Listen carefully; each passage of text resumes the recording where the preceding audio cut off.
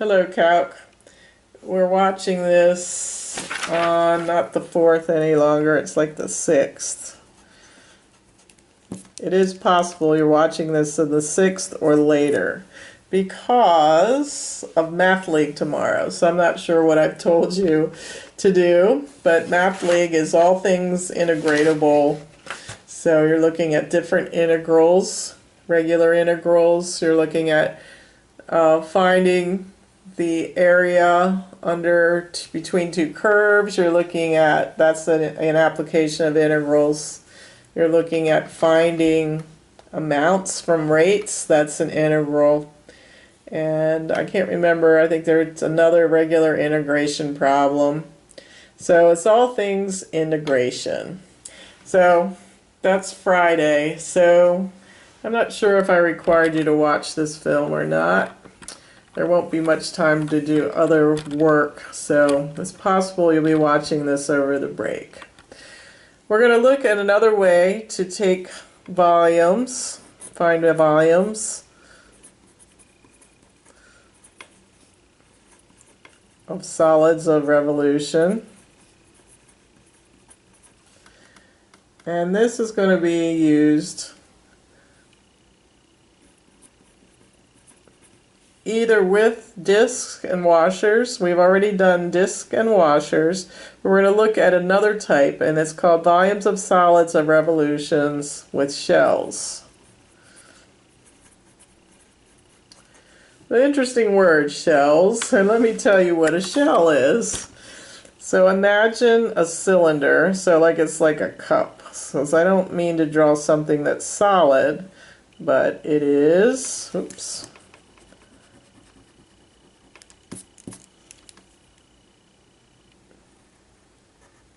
This it's not like a solid here, it's like a cup, so I can put water in it. So that's called a shell. What I would call it is a cylinder.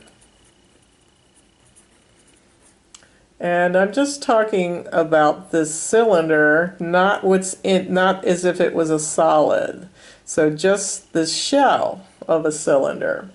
So I am interested in its volume, but remember it's not solid, so it's just the shell. So let me kind of say I'm going to sew in a zipper here, and I'm going to unzip it.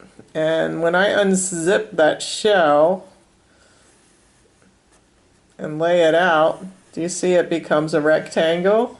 So when I lay this out, this circular part is now along here, and its area of this rectangle would be the length, which is identical to the area around this circle. When I lay it out, it's going to be 2 pi r, and this dimension is going to be the height.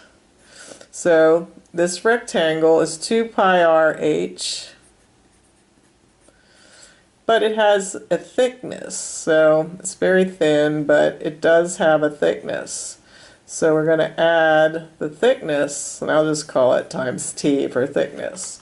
So the volume of this shell, I'm not saying the volume that this shell holds, but the volume of the shell itself is going to be 2 pi r h times thickness. So when we look at that, we're going to put one shell inside of another. So this is going to be a challenge to my drawing abilities, just like discs were. So say we have a shell, and what if I put another shell in that, and another shell, and another shell? Do you see that this could become a solid if I filled it up with an infinite number of shells? And lo and behold, that's what I'm going to do. It's sort of like, let me see if I have anything like that.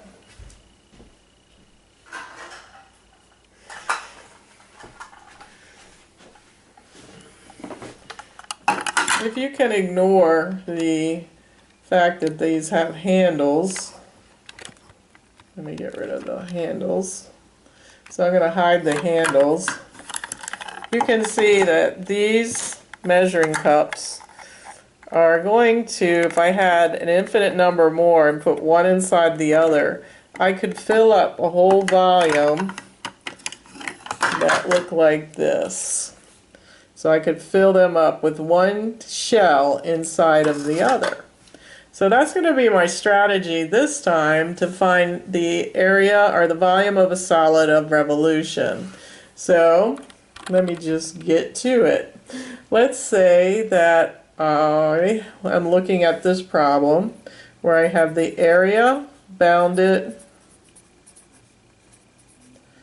by these lines, y equals x equals 2, and the x-axis, and I'm going to revolve that around the y-axis. So let's get a sketch on that. So y equals x equals 2, and the x-axis. So here's the area that I'm talking about, and I'm going to revolve it around the y-axis. So it's this part will revolve over to this side, and we'll come up out of the paper and go back down and in back of the paper and create kind of a funny bowl. Alright, so if we were doing this with discs, we would have an outer disc and an inner disc because it has a hole in the middle. So we would stack up our discs from here to here, and we've seen one like that, similar. So let's now do it with shells. Shells are going to be tricky to draw, but I'm going to try it. I'm just going to pick a typical shell, which again is like a cup or a cylinder. I'm going to take that shell right there, and I'm going to put inside of it another shell, but notice it's going to hook to this function here. So this shell inside, oh no, here's my pencil. So it's going to hook to this shell, hook to these functions. So there's a shell inside of that, and an infinite number of shells in between, and then a shell out here, always hooked to the function.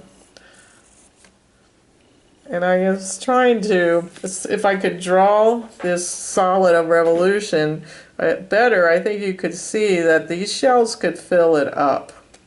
And then we can get the integral of one shell and then an infinite number. So we'll use the integral to do that. We'll get the volume, of one shell, and then we'll do an infinite others. So let's do that. So what will these shells stack up from and to? So the integral this time, we're going to see that the shells have two sides to them. So if I count this shell, and an infinite number of shells beyond that, smaller and greater and in between, and all those shells, if I stack them from 0 inside one another, stacking from 0 to 2, do you see that these shells have another part to the shells over on this side? So I don't have to integrate from this value to this value, but from here to here. Alright, so 0 to 2, and looking up here, I saw that my volume here was, is it readable anymore? 2 pi RH times the thickness. So I'm going to do a similar thing, 2 pi RH. And then I'm going to do the thickness is going to be dx. The thickness this time is on the side, which is called the lateral part. And so the thickness of this shell, I'll think about this shell right here. And the thickness is between my two thumbs, and that is an x value. So I did change an x. So what is radius and what is height? Well, for this shell that I picked, let me actually pick this one. It's easier to see. So the thickness of that one is dx, And the radius of the shell will go from here to here. Notice that point is on that function that we started with, right there. So to get to that point on that graph, this line, I went over x and up y. So the radius, is that the x value or the y value? You can see if we go over x and up y, this value down here is the same as this one. So r can be replaced with x. 2 pi can come across the integral sign as constants can. R is the x value, and anywhere on the function the x value will correspond to the radius of a shell. What about the height? Since I'm looking at this shell, this one in here, so it kind of showed up the best. What is the height of this? Well, it's also related to this point. If I went over x and up y, do you see that the height of the shell is y? So I took care of the height, and dx is the thickness. This tells me what variable I want to work in terms of, so I need to represent y in terms of x. But I see in this problem that's easy to do because y equals x.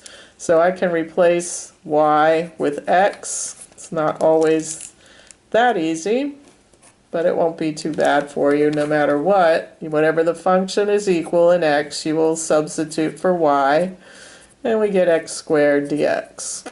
So when I conduct that integral and put in the upper and lower limits, I find out that I get 16 pi over 3, which is in units cubed. All right, let's look at one where we revolve the other way, but I don't know how long I've taken on that first example, so I'll go ahead and stop the video and start over. So see you in part 2.